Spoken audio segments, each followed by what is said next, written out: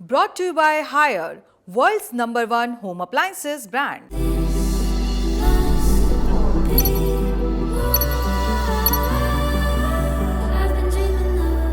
तारीख 8 मई दोपहर के 3 बजे वो जो आशंकाएं रात में जताई जा रही थी उस पर मोहर लग गई है। जो अमृतसर में धमाकों की आवाज़ सुनी जा रही थी, जलंधर से जिस तरीके के वीडियो आ रहे थे और तमाम शहरों में जिस तरीके की आशंकाएं जताई जा रही थी कि पाकिस्तान हमले की कोशिश कर रहा है, पाकिस्तान मिसाइलें लॉन्च कर रहा है, उस खबर पर पुष्टि हो गई है। पाकिस्तान ने कल देर रात भारत के 15 शहरों को निशाना बनाने की कोशिश की, मिसाइल छोड़े, ड्रोन अटैक करने की कोशिश की और अभी जो PIB है उसने प्रेस रिलीज जारी करके ये बताया है कि उन तमाम कोशिशों को नाकाम कर दिया गया है। पाकिस्तान की तरफ से जो मिसाइलें दागी गई उनके मलबे, उनके अवशेष हमारे क्षेत्र में मिले हुए हैं और इसको लेकर के एक बड़ी मुंहतोड़ कार्रवाई भी हुई है। उस कार्रवाई पर भी बात करेंगे, लेकिन अभी की जो सबसे बड़ी खबर यही है कि जो कल ब्लैकआउट हो रहा था रात में श्रीनगर में, अवंतीपुरा में, बारामूला में, अमृतसर में, जलंधर में, भटिंडा में, इन तमाम जगहों पर जो नाम सामने आ रहे थे, इवन भुज में और राजस्थान के कुछ बॉर्डर वाले शहरों में, वो इसी वजह से हो रहे थे कि पाकिस्तान लगातार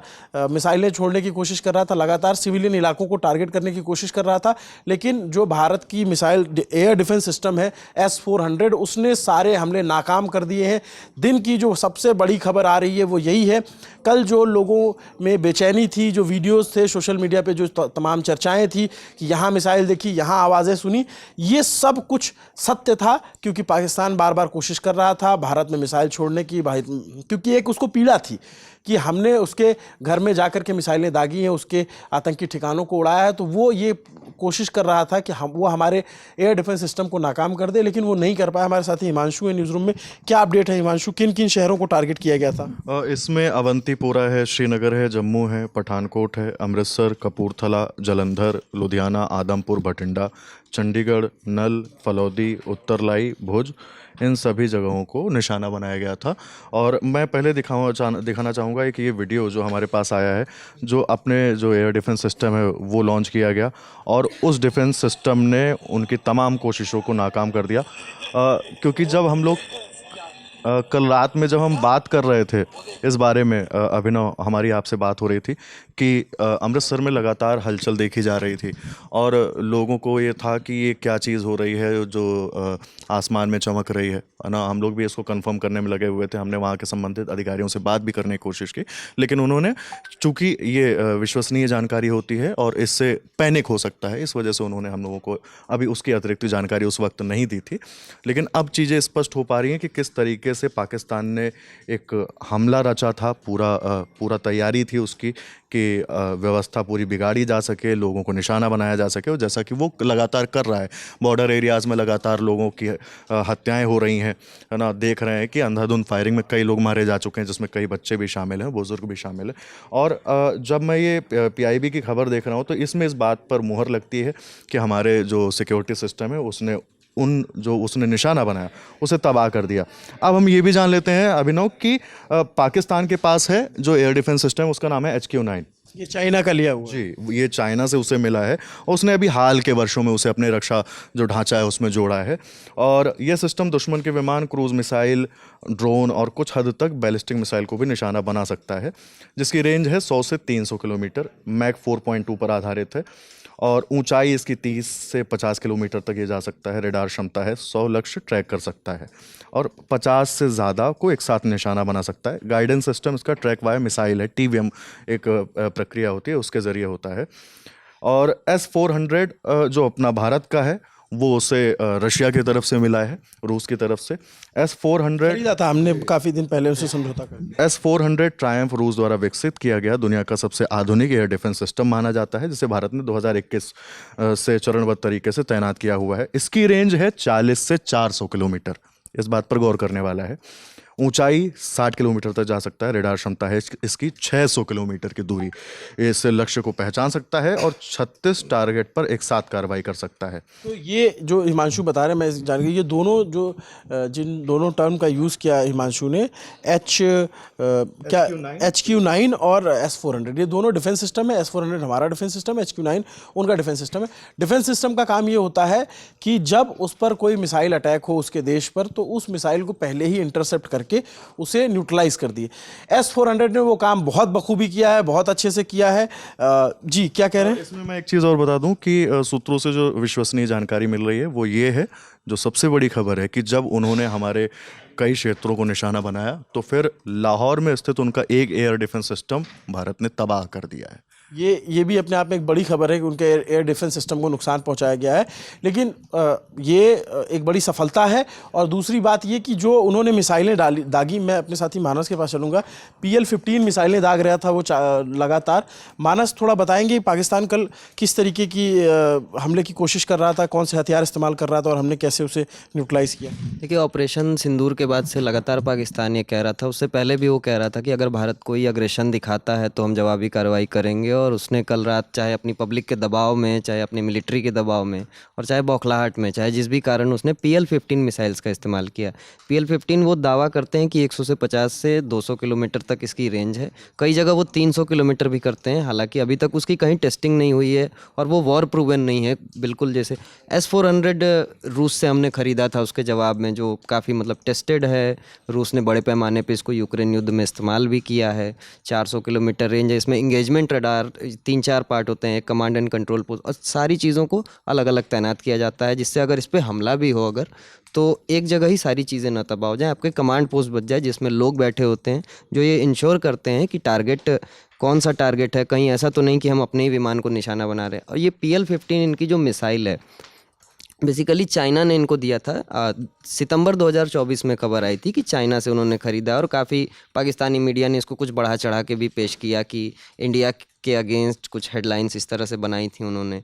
तो अभी तक तो जिस तरीके से उसने हमला किया है, इससे मिसाइल की मतलब खासियत ये बताई गई थी कि ये उड़ान के दौरान अपना पाथ बदल सकता है। यानी जो रडार सिस्टम है और जो कमांड पोस्ट है, वहाँ से इसको कमांड दिया जा सकता है कि अगर A से B इसको जाना है, और अगर बीच रास्ते में अगर लगे कि नहीं वो B शायद टारगेट मूव कर चुका है, तो ये बीच रास्ते में ही अपना टारगेट बदल सकता है। लेकिन जिस तरीके से उसे नाकाम किया है इंडियन एयर डिफेंस ने और भारतीय फोर्सेस ने, मुझे लगता नहीं कि ये दावा कहीं भी किसी भी तरह से सही था। और S-400 की क्या खासियत है, एक साथ कितने टारगेट इंगेज कर लेता है? S-400 देखिए, ढूंढने की बात होती है, उसमें 2 तरीके के रडार होते हैं। एक डिटेक्शन रडार होता है, एक इंगेजमेंट रडार होता है। डिटेक्शन रडार का काम है टारगेट ढूंढना। अगर कोई भी टारगेट हमारे एयर स्पेस या हमारे क्षेत्र में बढ़ रहा है तो वो उसको ढूंढता है पहले। उसमें वो पहले ये इंश्योर करता है कि कौन सा टारगेट ज़्यादा है, टारगेट का नेचर क्या है, वो विमान है, ड्रोन है या मिसाइल, जिस भी तरह के वो टारगेट हो, और वो प्रायोरिटी सेट करता है पहले कि हम किस तरह के टारगेट से हमको ज़्यादा खतरा है, कि किसकी स्पीड ज़्यादा है। इसमें मैं बताना चाहूँगा कि 4 तरीके की हम मिसाइल्स यूज़ करते हैं। 9M96E एक मिसाइल है जिसकी शॉर्ट रेंज है, जो 40 किलोमीटर जिसकी रेंज है। 9M96E2 जो 120 किलोमीटर इसकी रेंज है। और एक 48N6 है, इसकी रेंज 250 किलोमीटर है। और 40N6E इसकी अधिकतम रेंज 400 किलोमीटर है। इसीलिए अधिकतम रेंज 400 किलोमीटर होने की वजह से इसको S-400 कहा जाता है। और जिस तरीके से ये डिटेक्ट करता है, मैं रिक्वेस्ट करूँगा कि वो कैमरे ये सिस्टम दिखा दे जरा, S-400 है क्या चीज़? S-400 ये देखिए, ये रडार सिस्टम है जो टारगेट को ढूंढने का काम करता है। ये डिटेक्शन रडार है बेसिकली, जो टारगेट अगर आपकी तरफ बढ़ रहे हैं तो ये उनको ढूंढने का काम करता है। इसके बाद ये कमांड पोस्ट है। इसमें हम जो फोर्सेस के सैनिक होते हैं या जो भी कमांडर होते हैं इसको ऑपरेट करते हैं, क्योंकि इसको ये पूरी तरीके से ऑटोमेटेड नहीं है, कोई भी सिस्टम नहीं होता है एयर डिफेंस का, उसमें कोई ना कोई ह्यूमन इन्वॉल्वमेंट ज़रूर होती है। तो ये इसमें कमांड एंड कंट्रोल पोस्ट में लोग बैठे होते हैं, जिससे वो इंश्योर करते हैं कि कहीं हम गलत टारगेट पे हमला ना कर दें। उसके बाद ये इंगेजमेंट रडार है। ये रडार ये तय करता है कि हमें किस मिसाइल को या किस टारगेट को अपनी ओर बढ़ रहे किस खतरे को रोकना है। और इस तरीके से इंश्योर करने के बाद इससे मिसाइल लॉन्च की जाती हैं। और मिसाइल लॉन्च करने के बाद भी इसकी रफ्तार, ऐसा मतलब दावा है, इंडिया ने हालांकि पहली बार यूज़ किया है, लेकिन रूस दावा करता है कि मैक 5, एक मैक में हम जानते हैं कि 1234 किलोमीटर प्रति घंटा एक मैक होता है। तो मैक 5 की रफ्तार तक दावा है कि S-400 जा सकता है। और जिस तरीके से उसने पाकिस्तानी हमले को नाकाम किया है, तो ऐसा लग रहा है कि उसने बखूबी काम किया है। 2 चीज़ें थी, हमारे पास 2 चॉइसेस थी एयर डिफेंस के लिए। एक अमेरिका से पैट्रियट एयर डिफेंस सिस्टम हमारे पास चॉइस थी, और एक रूस से S-400 था। लेकिन रूस से S-400 हमने ख़रीदा और उसने कल रात काफ़ी अच्छा काम किया। और ये बहुत ही इंटरेस्टिंग बात मानस ने बताई कि S-400 जो है वो एक साथ एक जगह पे नहीं होता है कि आप कहीं कोई अगर आपको हिट करता है तो आपका सब कुछ बर्बाद हो जाए। इनका जो इंगेजिंग सिस्टम है वो अलग होता है, कमांड सिस्टम अलग होता है और लॉन्चिंग सिस्टम अलग होता है। तो ये वो S-400 है जिसने पाकिस्तान के नाकाम इरादे जो रहे, जिनको इरादों को नाकाम किया, जो उनकी मिसाइलें थी उनको नेस्तनाबूद किया। ये वो सिस्टम है। PL-15 मिसाइलें दागने की कोशिश की, 15 शहरों को टारगेट किया था। पाकिस्तान लगातार अपनी बौखलाहट में इस तरीके की हरकतें कर रहा है। LOC पर जो तनाव है वो बना हुआ है, दोनों तरफ से गोलाबारी हो रही है, दोनों तरफ से शेलिंग हो रही है और पाकिस्तान ये बता नहीं रहा है, लेकिन पाकिस्तान को भी बहुत ज़्यादा नुकसान उठाना पड़ा है उस तरफ भी। लेकिन जो उसकी पीड़ा थी, जो उसकी समस्या थी, वो ये थी कि भारत की मिसाइलें उसके एयर स्पेस के अंदर जाकर के अपने टारगेट को पिन पॉइंटेड अटैक करती हैं, उनको न्यूट्रलाइज करती हैं। जगहों को, जो बहावलपुर हो, चाहे मुरीद के हो, चाहे मुजफ्फराबाद हो, चाहे कोटली हो, तमाम जगहों पे जो 9 अटैक किए, इससे पाकिस्तान का जो एयर डिफेंस सिस्टम था वो बिल्कुल बेनकाब हो गया था, बिल्कुल एकदम से उसकी विश्वसनीयता धराशायी हो गई। वहाँ के लोग, पाकिस्तान के लोग खुद वीडियो बना रहे हैं कि हमारा एयर डिफेंस सिस्टम क्या कर रहा है, आप चाहे जो कह लो, भारत आ करके घुस करके मार करके चला गया। मैं ऐसे कई सारे पाकिस्तानी लोगों के वीडियो देख रहा था, तो वो उनको ये चिंता थी और वो दबाव उनके ऊपर बन रहा था लगातार कि इसको किस तरीके से रिटेलिएट किया जाए। कि उन्होंने मिसाइल अटैक किए तो हम भी मिसाइल अटैक करेंगे, जो कि हमारा क्लियर था कि हमने आतंकी ठिकानों को निशाना बनाया है, हम किसी सिविलियन एरिया को टारगेट नहीं कर रहे हैं। लेकिन उन्होंने हमारे सिविलियन एरियाज़ को टारगेट किए थे, उन्होंने हमारे मिलिट्री एरियाज़ को टारगेट करने की कोशिश की। लेकिन S-400 और हमारा जो एयर डिफेंस सिस्टम है उसने इसको नाकाम किया है। 15 शहरों में कल बड़ा खतरा टाला है भारतीय सेना ने।